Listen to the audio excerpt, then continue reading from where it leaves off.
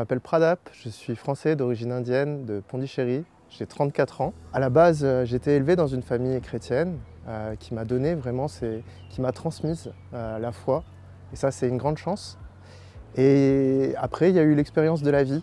Donc, dans la vie, avec aussi la rencontre de la souffrance, de la mort dans mon entourage.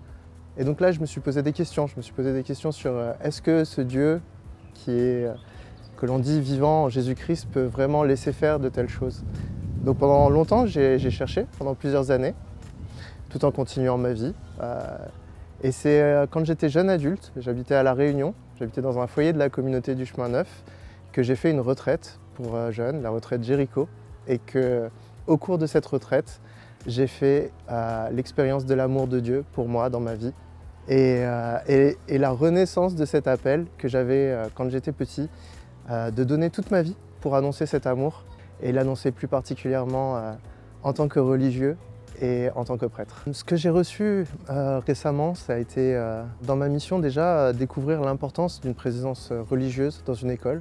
Et il y a quelque chose d'important dans accompagner une pédagogie, accompagner des jeunes à se poser les bonnes questions. Ça, c'est quelque chose de précieux que j'ai reçu dans ma mission ces dernières années. Et puis les études.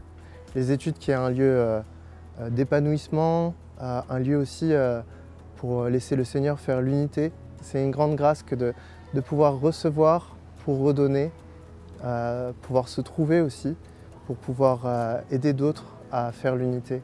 J'ai fait une retraite, on fait des retraites tous les ans quand on est religieux.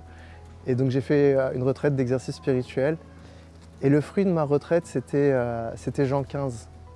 C'était vraiment la vigne et le Seigneur qui nous demande de demeurer, de rester greffé sur cette vigne, que c'est lui qui va nous émonder.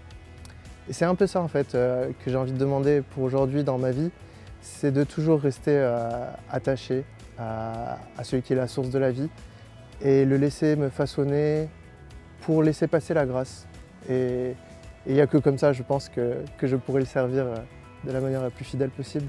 Donc l'année prochaine, je serai sur une paroisse à Aix-en-Provence. C'est une nouvelle aventure avec un autre frère. On sera deux prêtres du coup dans cette aventure. Et j'ai hâte de découvrir cette région et tous ceux que le Seigneur va mettre sur notre chemin.